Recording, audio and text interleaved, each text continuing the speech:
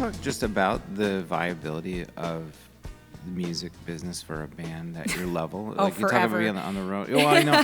Yeah, I mean, I know it's incredibly hard, but like Yeah. the road is where you can really. I mean, obviously you can gig around town, but you can't play all the time here. Mm-hmm. And I don't know what You the door oversaturate deals your are. market. Yeah, right. And who knows what door deal or arrangements are? If it's a flat fee or whatever it is, it doesn't necessarily matter. There's only so much you can do in your backyard. Absolutely. So you have to get out on the road at some point. You want to diversify your market and your audience, and the only real way to do that, unless you're really pushing like your streaming, is to go out on the road. Yeah. And I do think that like the internet has changed a lot about how musicians structure their business. Yeah.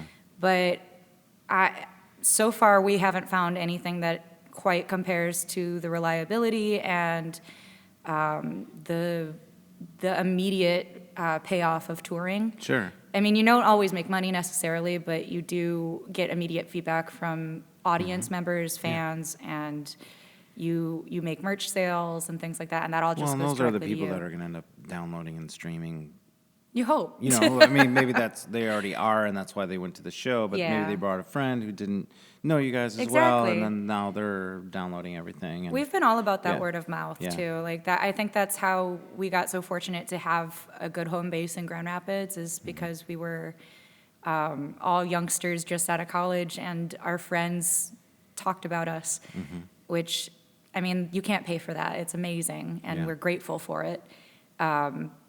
But being on the road for the past like 4 years has really illuminated how much more work goes into sustaining all of that.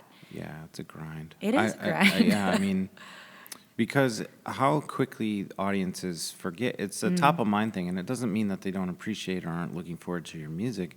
There's 8 new things coming at you every day. All the time. And you have immediate gratification in your palm at all times Yeah. with your phone.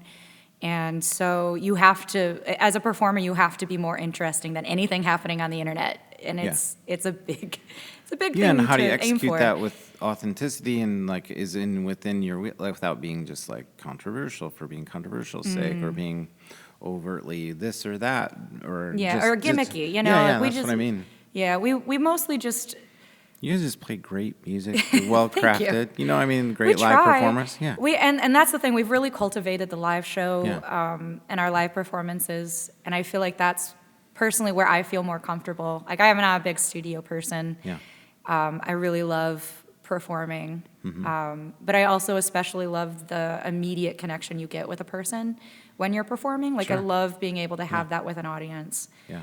And it's the streaming services have changed even how that works a little Yeah. bit, but not necessarily in a bad way. I love that listening rooms are making a big comeback. I love that we have a listening room now, or Finally. that called listening room. Are you Yeah. on the docket to play there? We are. Yeah. I believe that show is sold out though, but I mean that's great. I'm sure you have some comps left. No, I'm Yeah. just kidding. Hit me up. You know somebody. It's fine. No, she was on my podcast. I'm at the door. She was on my podcast.